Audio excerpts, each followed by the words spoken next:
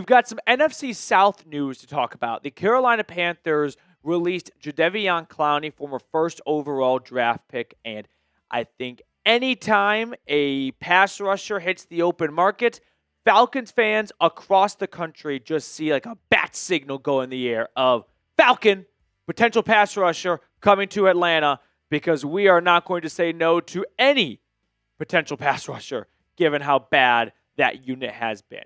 So let's discuss the possibility of Clowney, the former first overall draft pick back in 2014, so over a decade ago. I mean, it's going to make you feel old. Possibly going to a different team in the NFC South. I mean, for starters, you got to think that he'd have interest in the Falcons if he still wants to continue playing, given he's from South Carolina, so he'd get to stay near home, right? Stay in the Southeast. He does not have to travel across the country and go to the West Coast or go to the Northeast or anything like that. So I think at this stage of his career, he's probably content with not, branching out too far, but trying to keep things close to his roots in the Southeast portion of the country. So that's a bit of a, green check mark and an advantage that the Falcons have. Now, over the last couple of years, Clowney's been up and down. 2021 with the Browns, 9 sacks. 2022 with the Browns, he stinks, 2 sacks. Then he goes to the Ravens in 2023, 9.5 sacks. Then last year, he plays for the Carolina Panthers. A bit of a regression, 5.5 sacks. When you look at Atlanta's front five, Clowney's got a lot of versatility. He's played as an outside linebacker in a 3-4 defense. He has played as a defensive end in a 4-3 defense. So he would be a little bit of a Swiss Army knife in terms of his position versatility across that front five, which is something I could see a coach really coveting in a veteran at this stage of the offseason, going, hey, can you come in here and just plug a couple of holes and gaps for us wherever we need you? But I like the idea of signing Clowney, not to pin his ears back and get 9 to 10 sacks. I don't think that's very realistic. I like the idea of signing Jadeveon Clowney to help other guys get 9 to 10 sacks. I think at this point of his career, you're not going to get that big pass rush production out of him. But what you can get out of him is good run-stopping support on first and second down. And I think that would be a very nice role for Clowney, where if he can help the rest of the pass rush out by forcing offenses into tough third down situations because they could not move the ball early in the series. Last year, the Atlanta Falcons pass rush, as we all know, is putrid. 31st in sacks. I'm shocked they had that many pressures, to be honest with you. But the pressure rate coming in at 20%, which was 25th in the league. But the reason why I like Clowney predominantly for early downs is that run-stopping ability, which he's always been an above-average run-stopping pass rusher.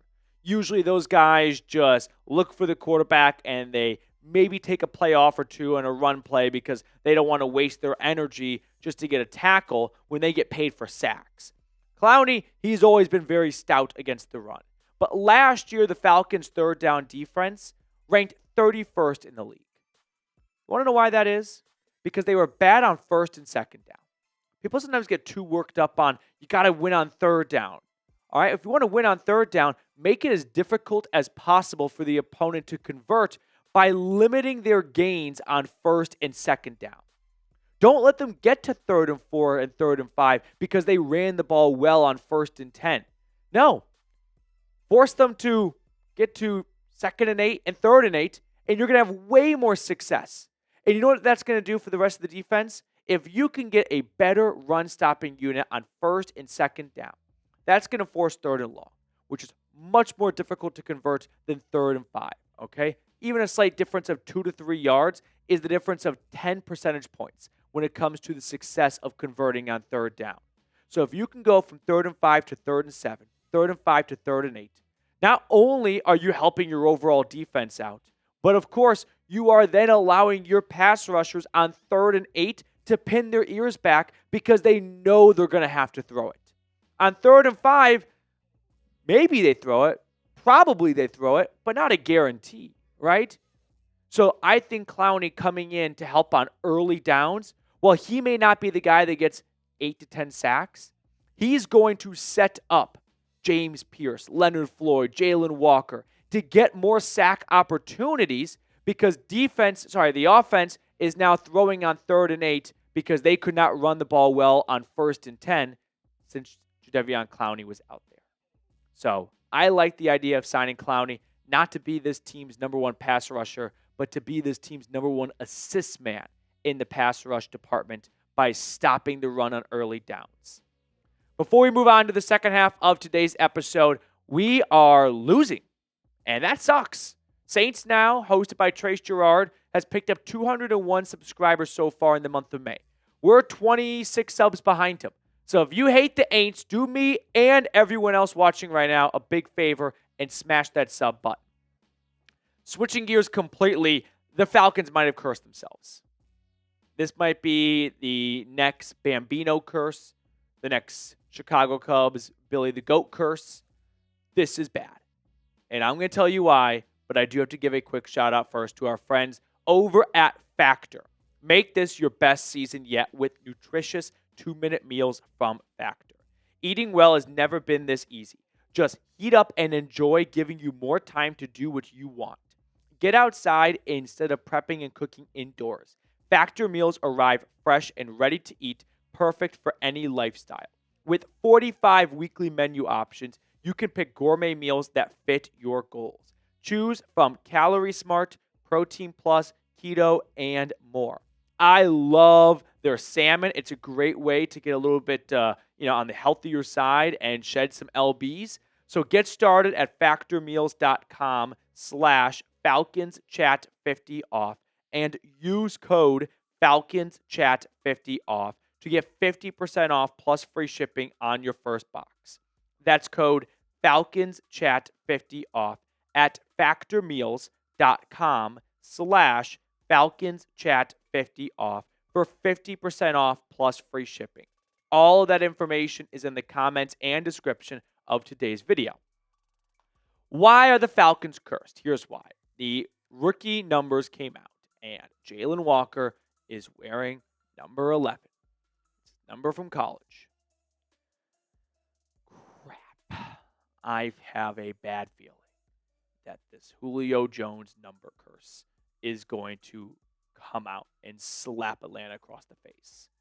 I know that is a bit premature, and I am definitely, ahead of my skis right now.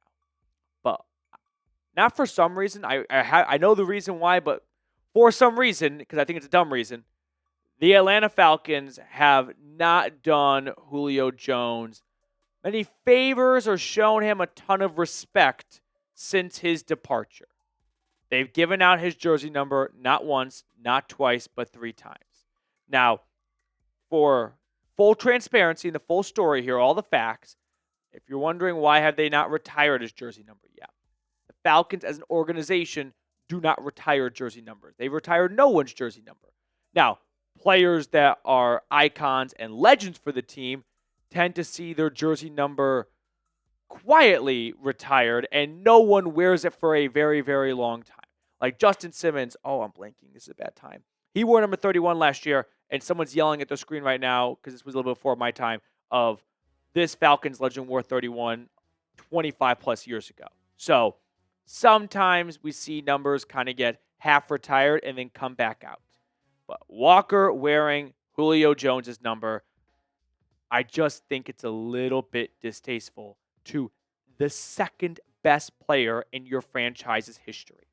Number 1, obviously, being Matty Ice. No one has worn number 2. And I suspect no one will ever wear number 2 again, or at least not for a very, very long time.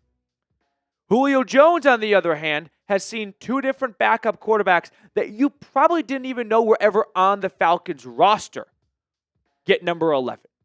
Now, Jalon Walker, as a first-round draft pick, I expect to have an excellent, awesome, long career. But for 3 players to wear his number since he requested a trade and the departure and the split from the team was not smooth. It was a little bit ugly at times. And so I think that's why we're seeing the Falcons not show Julio a ton of love at the moment. it does feel like the Falcons are not being a professional franchise. Whereas every other franchise, I want to say, maybe not everyone, because there are some dumb ones out there as well, but the well-run ones would go, oh, Julio Jones? You mean the guy who holds all of these records for your team? And in the NFL as well? You've let 3 people wear his jersey number, and it hasn't even been 5 full years since he left the team? 6 seasons with 1,200 or more yards, 3rd in the NFL. 1st in receiving yards in the 2010s decade.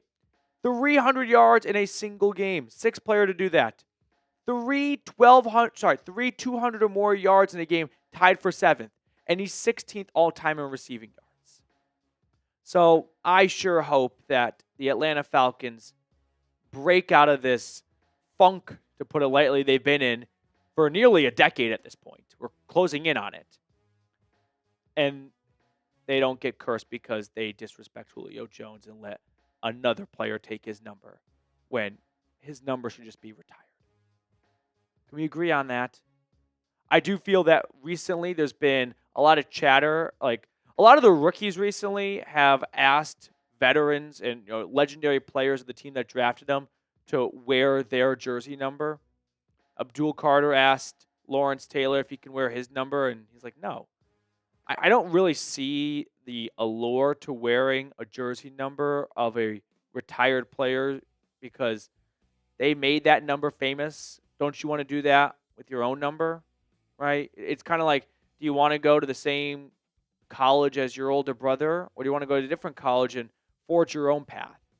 I like the second option, but I know I'm right. I know I'm being silly right now. I understand that, but I feel like a curse is coming. And I understand that the separation between Atlanta and Julio Jones was, pushed and driven by Julio. The Falcons I wouldn't say owe him anything, but in a way they do. He was incredible for them for a decade.